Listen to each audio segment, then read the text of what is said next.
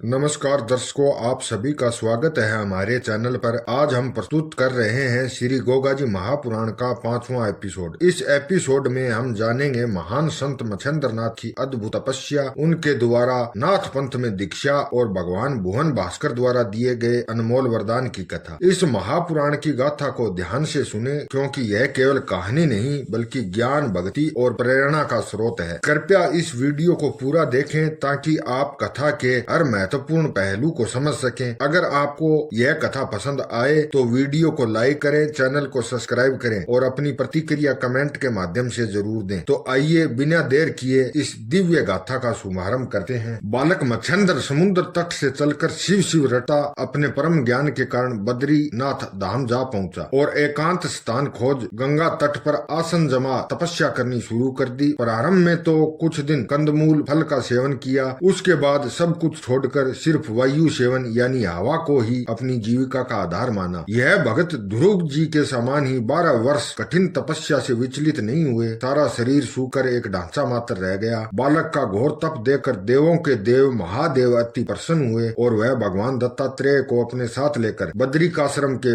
One में भागीरथी के तट पर, जहाँ मच्छिंद्रनाथ तपस्या करते थे, दोनों देवता जा पहुँचे। भगवान शंकर जो एक पत्थर की शिला पर अलग विराजमान हो गए और भगवान दत्तात्रेय जी अकेले मच्छिंद्रनाथ के सामने जा पहुंचे, जहां वो ध्यान पूर्वक तप कर रहे थे। मच्छिंद्रनाथ की तपस्या देखकर भगवान दत्तात्रेय जी अवाक रह गए। थोड़ी देर पश्चात दत्तात्रेय जी ने मच्छिंद्रनाथ से प्रश्न किया कि तुम्हारा नाम क्या है और इस घोर तप का उद्देश्य क्या है। दत्तात्रेय के प्रश्न का उत्तर देने से पूर्व मच्छिंद्रनाथ ने पूछा, भगवान पहले तो ये बताएं कि आप कहाँ से पधारे हैं और आप कौन हैं। भगवान दत्तात्रेय ने कहा, मेरा नाम दत्तात्रेय है। तुम्हारी कठिन तपस्या देख तुम्हें वरदान देने के लिए ही तुम्हारे पास आना पड़ा। अब जो भी तुम्हारी मनोकामना है मुझे बताओ। मच्छिंद्रनाथ ने ये जानकर कि ये खुद भगवान दत्तात्रेय हैं, अपने दोनों हाथ जोड़ प्रणाम कर उनके चरण पकड़ लिए और बोले, अगर प्रभु मेरे पर दयालु है तो मेरे दोषों को भुलाकर मुझे सर्व गुण संपन्न होने का वरदान दे। मच्छिंद्रनाथ के मुख से वचन निकलते ही भगवान दत्तात्रेय ने उनके सिर पर अपना दाहिना हाथ रखकर तथास्तु कहा। भगवान दत्तात्रेय का मच्छिंद्रनाथ के मस्तक पर हाथ पहुँचते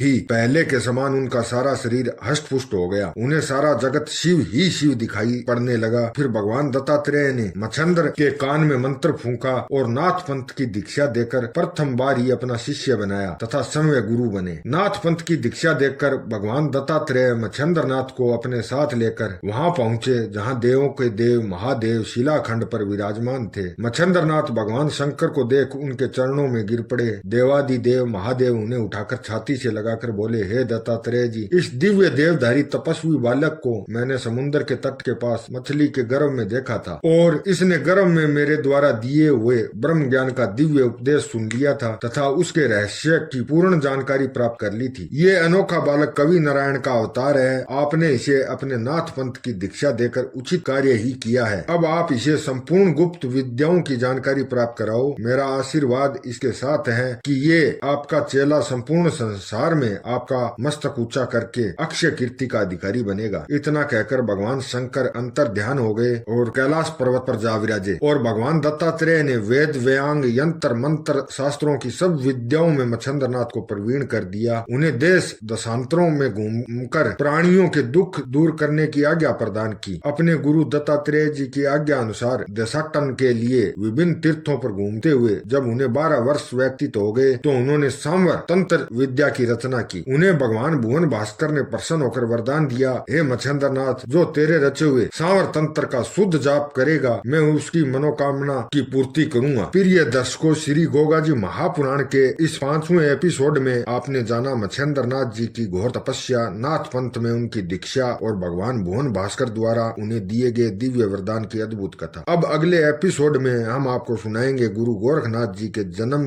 की दिव्य और प्रेरणादायक कथा। यह कहानी आपको न केवल गोरखनाथ जी के चमत्कारिक जन्म से अवगत कराएगी बल्कि उनके महान जीवन और शिक्षाओं से भी प्रेरणा देगी। इसलिए हमारे चैनल को सब्सक्राइब करना न भूलें और नोटिफिकेशन बेल को जरूर दबाएं ताकि आप छठे एपिसोड को सबसे पहले देख सकें। इस वीडियो को लाइक करें और अपने विचार कमेंट में के माध्यम से जरूर साझा करें। हमसे जुड़े रहिए और इस महापुराण की यात्रा में हमारे साथ आगे बढ़िए। धन्यवाद।